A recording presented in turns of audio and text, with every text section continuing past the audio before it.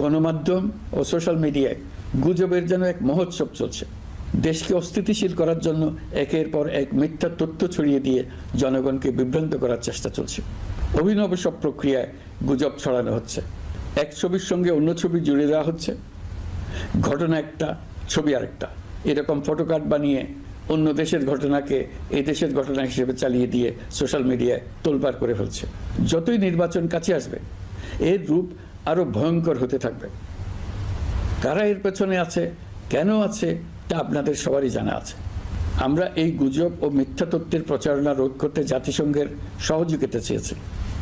জাতিসংঘের মহাসচিব এর মোকাবেলায় আমাদের সহযোগিতা করবেন বলে আশ্বাস দিয়ে গেছেন। দেশবাসীকে আমি স্মরণ করিয়ে দিতে চাই যে জুলাই অভ্যুত্থানের প্রথম পর্ব সফলভাবে সমাপ্ত হয়েছে। প্রথম পর্বের সমাপ্তির মধ্য দিয়ে অভ্যুত্থানের দ্বিতীয় পর্ব শুরু হলো। সবসময় মনে রাখতে হবে, আমরা কিন্তু যুদ্ধাবস্থায় আছি।